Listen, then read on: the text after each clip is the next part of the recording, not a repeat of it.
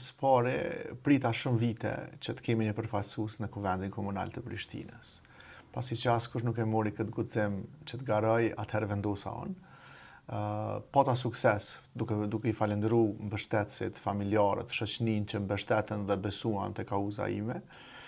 Pas suksesit që patëm në komunë të Prishtinës, ku unë u bashkova me Uran Ismailin në vizionin e tij për Prishtinën, atëherë lindi ideja dhe kërkesa e shumë anëtarëve të Degës që unë garoj edhe për deputet. Qëllimi im normalisht është që të ngrisim çështjet tona, të ngrisim kauzat tona që janë të drejta, që domethënë edhe pas shumë viteve ato kauza nuk po përmenden në Kuvendin e Kosovës. Fatkeqësisht ne kemi në Kosovë llogaritet mbi 100.000 persona me aftësi të kufizuar, ndërsa nuk kemi një përfaqësues në Kuvendin e Kosovës, ato ku merren ligjet dhe ku vendoset për fatin ton. Fatkeqësisht shumë herë këto ligje që janë bërë për neve dhe pa neve kanë rezultuar negative dhe kanë rezultuar me probleme të shumta për neve që na kanë kushtuar me probleme jetësore. Kështu që unë vendosa të jem një zë prej shumë zërave tjerë, të jem një zë për personat me aftësi të kufizuar, realisht për shoqërinë, për drejtat e njerëzit, për të gjithë kategoritë e marginalizuar në Kosovë. Është fundamentale, mediat kanë raportuar në mënyrë sistematike për një mal brengash legjitime që ka ky komunitet, që drejtat e cilëve nuk do duhet fare as të negocioheshin, as të diskutoheshin, por që tereni gjendja atje flet që ka një vistër shqetësimesh që kjo është kauza juaj, zoti Fazliu? Po, unë kam pas një aksident dhe para aksidentit kam menduar që këto kategori trajtohen mirë nga shteti. Sepse kam besuar që aksidentin e keni pasur në Zvec? Në vitin 2007. Jam viktime një aksidenti, kam qenë mbrapa në vetur, edhe kur unë u bona me aftësi të kufizuar dhe kur i takojsha këta persona, realisht kam menduar që i kanë kushtet e mira dhe shteti për kujdeset për këto. Po kur kam ardhur ato e kam pa që kushtet janë jashtëzakonisht të mërshme, kanë probleme elementare dhe për ushqim, kanë probleme për medikamente, kanë probleme për karroca. Atëherë lindi ideja që na të ngrisim zonën. Shumë persona ato jetojnë me një penzion kur kam ardhur dikun 45 euro, që s'ju kanë dalë as për ushqim, as për medikamente. Edhe unë e di që një person që ka probleme të tilla nuk ka shans, nuk ka mundësi të jetojë ose të mbijetojë me ato kushte. Fatkeqësisht kemi pas raste që kanë vdekur nga komplikimet shëndetësore për arsye që nuk kanë mujtë të trajtojnë ato komplikime në klinikat e specializuara që janë për rastet tona. Dhe unë jam munduar çdo herë ta ngriz zonin për këtë çështje. Fatkeqësisht shpeshherë kemi has në vesh të shordër për arsye që institucionet nuk na kanë marrë shumë seriozisht. Institucionet zakonisht mbështesin disa shoqata që thirrën për mbrojtje drejtave të persona me aftësi të kufizuar, ndërsa nuk po i mbështesin direkt personat me aftësi të kufizuar. Ne kemi shku gradualisht duke na urritur pensioni, po ai pension nuk mjafton për gjërat tona elementare, e lejmë për diçka tjetër. Pastaj fillon probleme tjera që i ka një person që shkollimi, shumë këta persona nuk mund të shkollohen. Unë kam pa vetë vështirësitë e mia, se unë kam bërë aksident klasën e 13 dhe unë kam menduar që kur shkoj tash në universitet janë kushtet e mira, por kur kam shkuar në Universitetin e Prishtinës, kushtet kanë qenë skandaloze. Unë jam detyruar të shkoj në një universitet privat dhe ato për shkak të kushteve ashensorit, kushteve infrastrukturore, kam vendosur shkoj ato dhe edhe kam kryer fakultetin, por tash paramendos çka mundet një person që nuk i ka këto kushte. Në vitin 2026. Në vitin 2026, shekullin 21, nuk mungojnë gjërat elementare. Pastaj ku është shëndetësia? Shëndetësia është në gjendje të mjerueshme.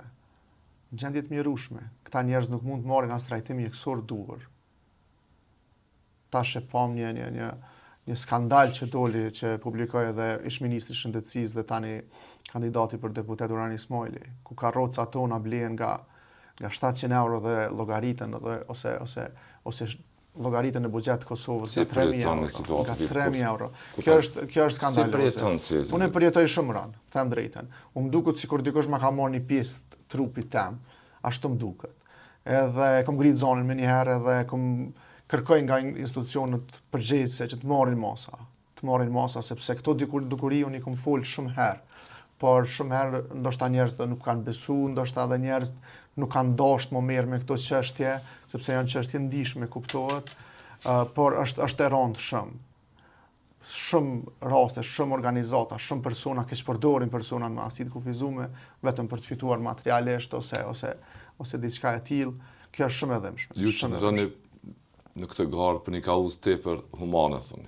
Po. Që ka të bëjë kryekput me përfaqësimin e këtij komuniteti që çdo ditë edhe në shtëpi sapo dal për shtëpisë përballet me atë që ndoshta është e paimagjinueshme sot në vitin 2026. Po, Ridvan, unë punoj, angazhohem pas fakultetit, kam hapur një biznes privat, ku punoj një biznes familjar dhe kushtet e mia i kam, muj me thonë, mesatar, ashtu të mira, por më dhem kur këta persona i shoh çfarë kushte jetojnë.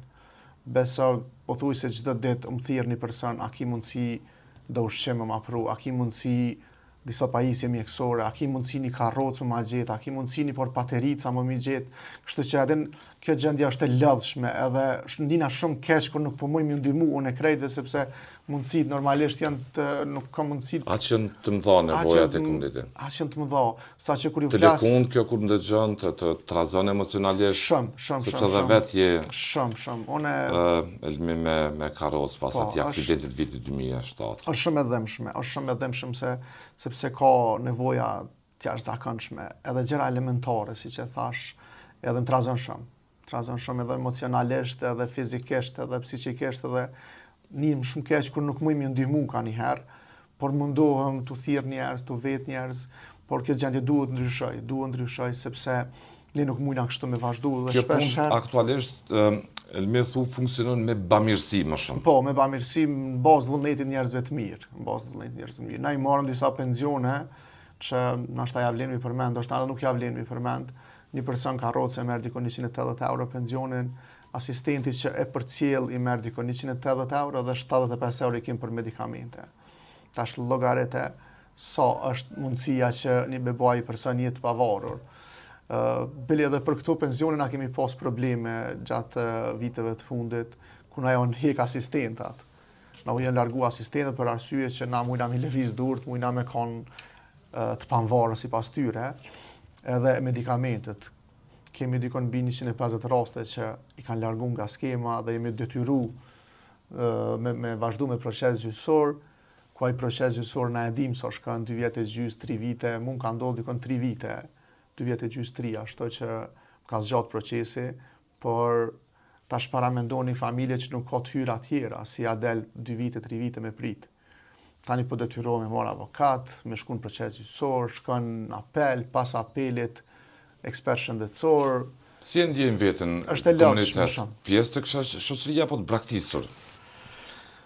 Ma thoni për jetin një bashkëpunim që e bën me ta. Drejtën, unë si Elmi e ndjej vetëm pjesë të shoqënisë. Nuk faleminderit për shoqënisë, faleminderit për njerëzve vullnet mirë, më trajtojnë barabartë, se më njohin shumica, por e shoh që tjerë nuk e ndjejnë kështu veten. E ndjejnë neglizhum, e ndjejnë parazgjykum, shpesh janë të mbyllur, nuk dalin hiç prej shtëpisë, nuk kanë aktivitete, nuk kanë me çka merren, edhe unë ndjej veten i barabartë. Pavarësisht që dikush më shën ndryshe, unë ndjej veten i barabartë, i bëj punë të përditshme që i kam bërë edhe më herët. Por të tjerët e shoh që nuk e kanë këtë barazi. Çfarë bëri ky pushtet në detyrë për këtë komunitet? Ky pushtet në detyrë, ndoshta ka qenë edhe arsyeja pse unë kam hyrë politikës. Për arsye që unë kam pritur shumë nga ky pushtet. Sepse ky pushtet kur ka ardhur me idenë që do t'i ndihmoj raste sociale, do t'i ndihmoj njerëz nevojë, edhe kam menduar që ky pushtet për një me ka më marrë me rastet tona. Thash, momentin që ardh ky pushtet, ky ka filluar me rastet tona më mirë, por në anën jo të mirë. Thash, me qëllimin e tyre që me bani reformë në Ministri të Mirëqenies Sociale, kanë filluar më na largu nga asistentat, më na largu. Pas kësaj ka ardhur vendimi tjetër që na ka prek direkt neve, që ka qenë largimi nga paga minimale. Jemi largu na, veteranët e luftës, personat me aftësi të kufizuar, paraplegjik dhe tetraplegjik dhe personat e verbër, 3 kategoritë më ndihshme të shoqënisë. Pas kësaj ka ardhur vendimi tjetër që ka qenë akcizë për veturat që i importojmë nga jashtë. nashta e den, na çdo 5 vite kemi pas një vetur, kemi pas drejt me importu nga jashtë për nevojat tona familjare, ndërsa ato tash na i kanë largu dhe na tash pagujmë akcizë për vetura. Edhe vendrimi i tretë i katërt që ka qenë neve çdo vit na u ka subvencionu rryma, ndërsa këto vite nuk po ndodh më. Dhe na ka shkaktuar edhe probleme ekonomike, edhe probleme sociale, edhe probleme shëndetësore. Ka ndikuar domethënë në të gjitha sferat e jetës. Çfarë emri jep kësaj? Kësaj unë i tham ndoshta keq menaxhem, ndoshta mos dije nga ana e tyre, mos informim i duhur. Nuk e di, nuk mund me paramendu që është bërë me qëllim. Shpeshherë nuk mund me paramendu që është bërë me qëllim. Sepse nuk mund të dikush me kategori tilla të bëj kësi eksperimente. Në veçanti me kategori tilla. Shumë ndjeshme. Dhe që ndëgjon çdo ditë, ki bashkëbisedim çdo ditë, përballesh çdo ditë. Çdo ditë. Me kërkesa në biznesin familjar që ke me çdo ditë. Unë çdo herë kur takohem Ridvan, tash e kam themelu një klub basketbollit.